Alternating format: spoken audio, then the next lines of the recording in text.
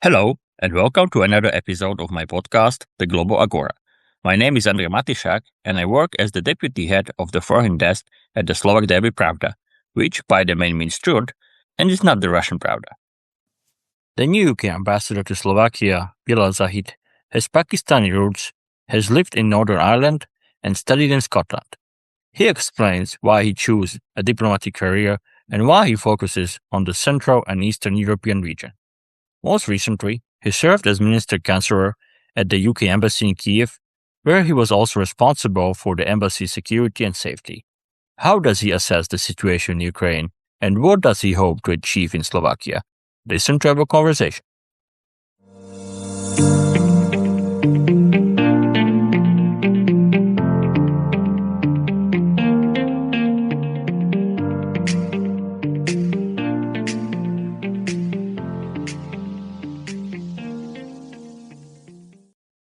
If you enjoy what I do, please support me on Coffee.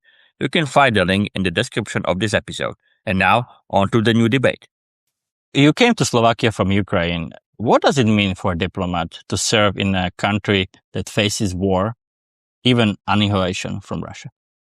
I had the real privilege of serving in Ukraine. And for me, as a diplomat, I would describe my time there in two ways. It was both a challenge, but also it was hugely inspiring.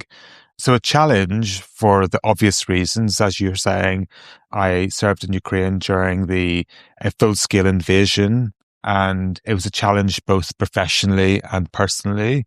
Professionally, because you're operating in an environment where a country is at war, where you're dealing with air raid sirens, where you're restricted in terms of how you can move. And part of my role as the deputy ambassador was to also support our mission to operate in a safe way. So that's a big responsibility. So that was a huge professional challenge for me. And of course, you're also dealing with interlocutors who are dealing with Russia's full-scale invasion. And personally, it's a challenge because, like all diplomats posted to Ukraine, you're not there with your family. You can't fly in, so you have to drive often from Poland for 12 hours. Sometimes it's a overnight train. So that kind of personal aspect was also important in terms of building your resilience. Of course, I had colleagues, local staff, who were there living with their families all over the country. And that was also eye-opening, kind of seeing how I had such professional colleagues who came into work each day, at the same time worrying about their families, some of them in the front line, fighting to defend Ukraine's freedom.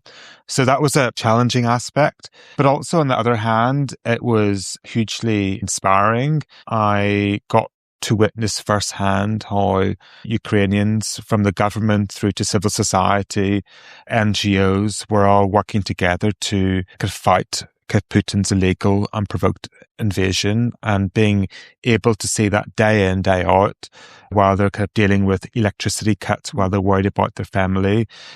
Just the sheer resilience was just hugely inspirational.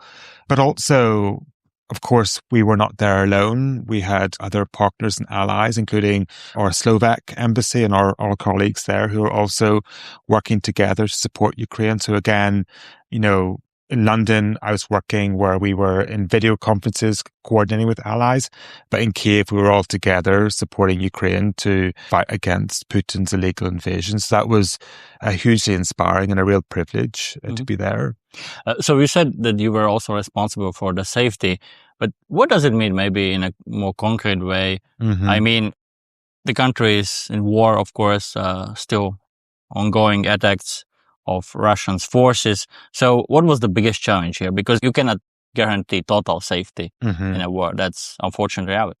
Yeah, absolutely. You can never guarantee full security. So what you do is you have to balance the need for maintaining your own personal security and that of your staff and the people you work with and the people you visit, because when you do visits, you're raising the profile of the location you're going to. But at the same time, as diplomats, and it's not just Ukraine, it's other places where we work, you're paid to go and work there, not just to sit in an office. So for the UK government, for example, we have certain procedures we go through to make sure we do everything possible before a visit, before a meeting to ensure our security. And of course, we work closely with the Ukrainian authorities to follow their protocols. So, we have various apps which could sound an alarm if there's an air raid, and we always take that seriously. So there's different levels and different layers of security which are designed to enable you to do your job, but do it in a way that is safe. Of course, there were definitely times when it got quite difficult. So we were based in central Kiev, and because of the air defense system, often the missiles and drones were kind of intercepted before they got into the city center. But there were a few occasions when they did kind of breach the air defense. And one really kind of vivid memory I have is working in the embassy.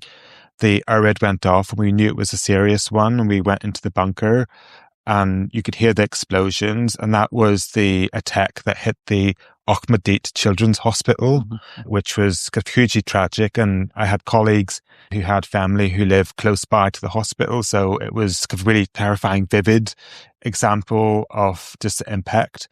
And then, of course, there's, the day-to-day stuff that happens, Ukraine, and even today, it's snowing outside in Bratislava. Ukraine is a lot colder. I think it's almost minus 20 in Kiev today. So, they're suffering with energy cuts, and, we have generators, but there were times when, my apartment would be without energy.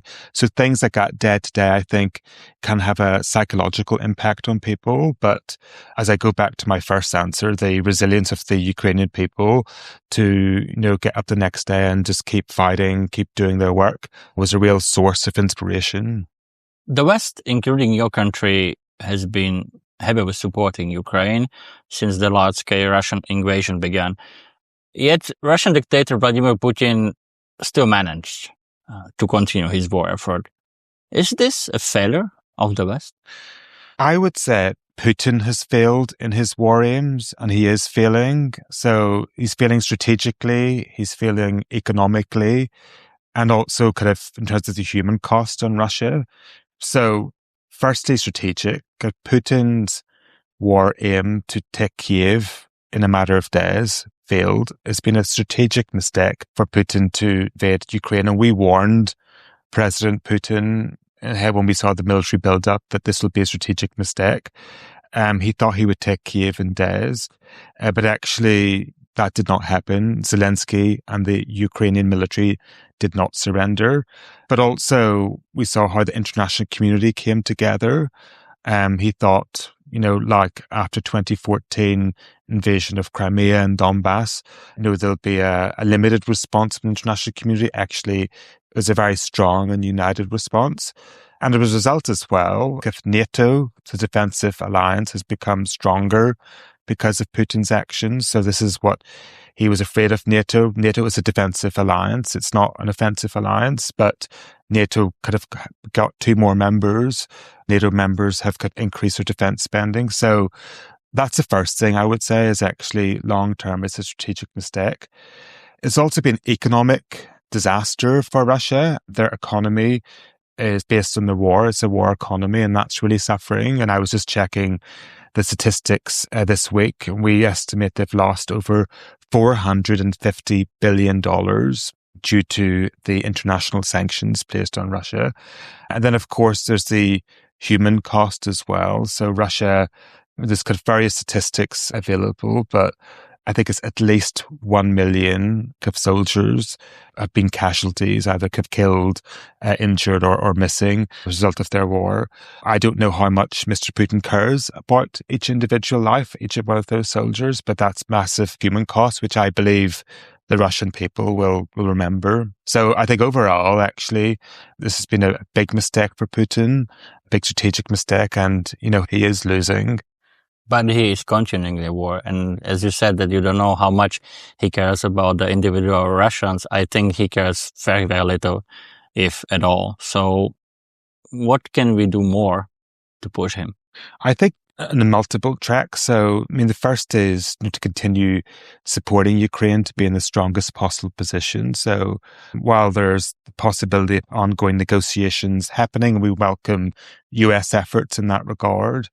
as you said, if the fighting still continues, we want to make sure that Ukraine's in the strongest possible position to be able to negotiate however they see fit, because ultimately it's for the Ukrainians to decide the negotiation. So we're continuing to supply military aid, humanitarian aid, but also at the same time keeping the pressure on Putin's war machine. So supporting kind of our own sanctions and coordinating closely with allies, including the EU, on sanctions measures, ensuring that they are implemented kind of fully as well. Because, as I said before, it is having an impact on Russia's economy. So I think we need to have that twin-tracked approach of continue to support Ukraine, but also keeping the pressure on Russia.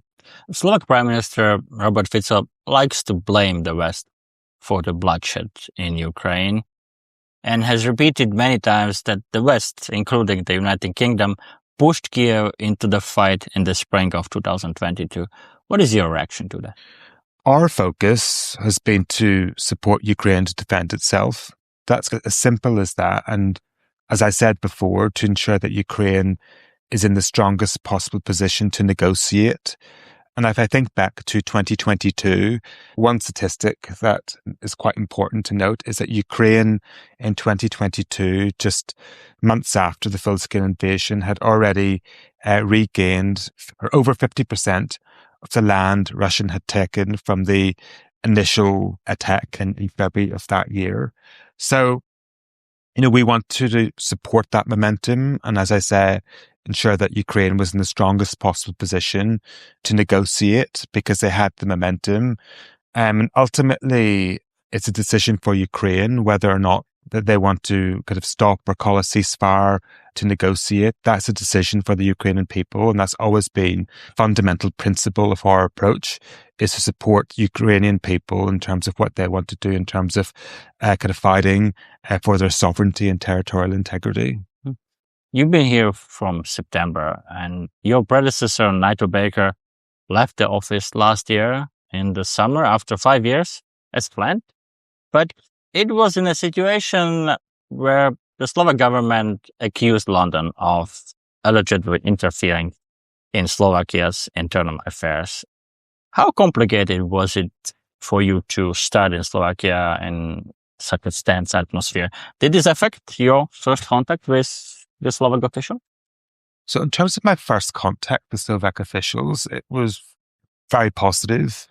It was positive. I engaged with the president right down to ministers and senior officials. So, in answer to that question, my kind of first contacts were positive and warm as I expected them to be. In terms of the case you referred to, just to be clear and for the record, and I know we've been clear about this, and you're referring to the zinc case, there's no political interference on the UK's part. We are politically impartial. We do not interfere in the domestic politics of a country where we are working. So I want to make that clear. But my impression since then has been that our side and the Slovak side, we are forward looking. We want to, by and large, kind of focus on the future cooperation, what we can do, what we can achieve together to make both our countries kind of stronger, more prosperous, more secure. And that's been the tenor of the discussion I've been having with ministers. I met some ministers this morning for some discussions around kind of finance, been discussing kind of defense, I've been discussing, trade issues. All of them point towards looking to the future. I want to ask you about this cooperation, but you hear and I'm sure that you listen a lot of discussions about the Slovak foreign policy. And by the way, Prime Minister Robert Fico is often criticized for his foreign policies to all directions. But is there a difference when, for example, Fico visits China and when British Prime Minister Keir Starmer visits China? That happened recently? Yes, as you said, Prime Minister Starmer visited China, and during his visit, nothing was off the table. So the Prime Minister visited China to discuss kind of a range of issues, to discuss prosperity issues, because I think it's really important to acknowledge that China is the second largest economy in the world. So of course we can't ignore the fact that, there are opportunities to strengthen our prosperity goals with China. But we do it with open eyes. We do it aware of the risks. And last year, the UK government, it's available online for anyone to read. We published a China audit. And one of the main conclusions from that was that we cannot ignore China. Of course, we need to engage with China, but we need to do it with our eyes open to the risks and to the challenges. And that's exactly the approach the Prime Minister took in his visit. And at the same time as well, he did raise challenging issues. He raised issues and concerns around human rights and particular human rights cases that we are concerned about as well. And I think that's important in terms of kind of our robust approach. I can't speak for kind of Prime Minister Fico and give his intent in terms of his visits to China. Of course, any country is entitled to its own kind of foreign policy and engagement. But all I would say is, from our own experience, UK experience dealing with China, you need to be aware of the opportunities, but you also need to be alive to the challenges and risks. And we're very willing to discuss and engage with Slovakia and any other kind of friends and allies on our own experience dealing with China. So let's talk more about the UK-Slovakia cooperation, because it seems that the whole interference affair we mentioned wasn't such a big deal at the end, and the Slovak government already in October, there was a confirmation that Slovakia and the UK want to strengthen their mutual dialogue, both at the bilateral basis and also within the EU. So, of course, every country has its own agenda interests. So, what are the main interests of the United Kingdom and Slovakia, and how do you intend to pursue them? So I would describe them in three broad areas. So my focus here and my mission, it very much continues from my predecessors to work across Slovakia, across all sectors, across all ministries, across the regions as well of this wonderful country, with the UK to make both countries more prosperous, firstly, secondly, more secure and resilient to threats, and then thirdly, just strengthen the links between our people. So if you take kind of prosperity, for example, I think there's many examples where already we have a very strong bilateral trading relationship with Slovakia, almost £4 billion a year. And there are areas where we can strengthen that. We have large businesses operating here like Tesco, JLR, and definitely there's areas from pharmaceuticals right through to the car industry and energy as well, where I think we can do more to really strengthen our joint prosperity goals and help support create jobs both in Slovakia and the UK.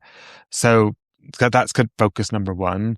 And linked to that then is making both countries more secure, and that includes our approach to Ukraine and what happens after, hopefully, a peace agreement, and ensuring that's a stable peace agreement. And as we saw straight after the invasion, the full-scale invasion of 2022, Slovakia played a critical role as a neighbour of Ukraine to support Ukraine. And we believe, and I know that this is the intention of the ministers here, is to ensure that they can ensure that that is a stable peace, because of course Ukraine is your border. So there's that aspect of Ukraine. There's also security in terms of democratic resilience and making sure that we do what we can to support the democratic institutions and civil society in Slovakia to be able to withstand some of the hybrid attacks. I don't have to name the countries in the wider region, but Russia has proven its ability and its intent to wage hybrid warfare, and not just in the region, but across the globe. So I think there's more to do in terms of just helping work with Slovakia and civil society groups. For example, we hosted some training on fighting fake news with some journalists, things like that, where we can just help support and create a more resilient atmosphere. And of course, learn ourselves, because we face this challenge as well, and Slovakia has lots to offer. And the third is the people-to-people links. We're just discussing before we start recording this interview, of some examples of some British nationals who live in Slovakia. Of course, we have a very kind of strong history from the past in World War II and the RAF pilots who fought alongside the UK. So I think I'm really struck by, how strong those links are between our people. I met a young entrepreneur this morning as well who works in biochemicals, who has a base in Oxford, and he has one in Bratislava. So I see examples of that every day. And I think, again, that's an area where I'm positive. So you mentioned the EU in your question. We are also, by 2027 next year, looking to re-engage with the Erasmus Plus program as well. So I think everything's pointing in a positive direction. And my job is to kind of use our context, kind of work with my amazing colleagues in the embassy to kind of achieve those goals.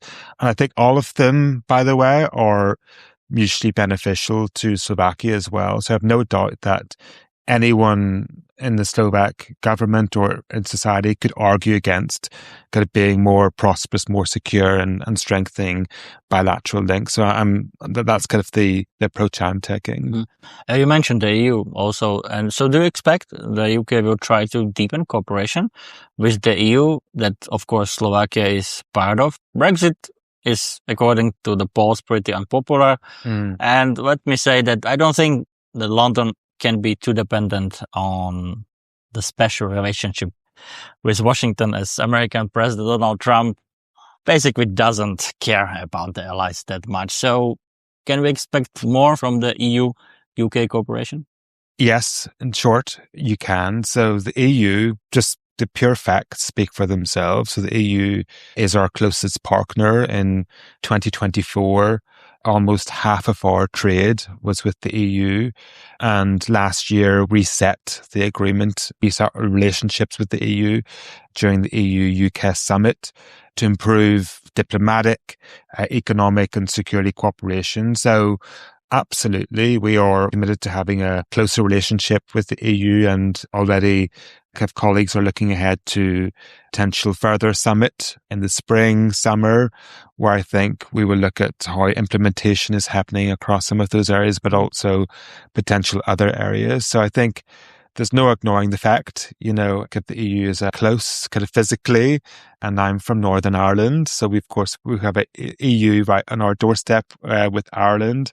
But also at the same time, it's not a binary choice for the UK. So the Prime Minister's also been very clear that we are seizing the opportunity and flexibility that Brexit provides to do other trade agreements. And he visited India, where he announced various outcomes. We've also done more with the US as well. The fact of the matter is the US is a very important partner for us, both economically and security. So, I answer your question by saying yes to more EU cooperation, but at the same time, we also want to engage with other partners as well. Mr. Ambassador, you have roots in Pakistan, lived in Northern Ireland, studied in Scotland. It's quite an interesting life story, I would say. So why did you choose a diplomatic career in the UK? And why are you focusing on the Central and Eastern European region? Wow, Andrew, you've done your research on me. My parents are of Pakistani heritage and then moved to Northern Ireland, and that's where I was born. And I guess from a young age, I've always been exposed to different cultures, different traditions from my family background. I was lucky enough to travel early on. And also in Northern Ireland, you have different cultural heritage as well. And so I've always had a curiosity about traveling, about meeting new people. And I think curiosity is a really important ingredient to being a diplomat. In terms of this region, I suppose, I'm sure if you ask many diplomats this question, including those who've become ambassadors of a country, sometimes it happens more by accident than by design. So I remember, I applied for a job in our National Security Secretariat, and the file I was given was Eastern Europe and Central Asia, so former Soviet Union. So that got me interested in this area. And then I worked for the Deputy Prime Minister and worked in this region as well. I did quite a lot on Brexit with the EU. So I've always had an interest. And of course, as we were discussing, most recently I was serving in Ukraine. So I've always had kind of an interest in this region, and so it's an absolute kind of privilege and honor to serve here. Some people, when I first arrived here, asked me the question, was I sent here? Which kind of makes me laugh because I applied for this job. It's a very competitive process to get any posting, but absolutely Slovakia was my number one choice. So I'm absolutely delighted to be here. Looking forward to the next few years. This was another episode of my podcast, The Global Agora. Subscribe and listen on Spotify, Apple Podcasts, and other platforms. If you enjoy what I do, please support me on Ko-fi. The link is in the episode description. Thank you for listening and stay tuned.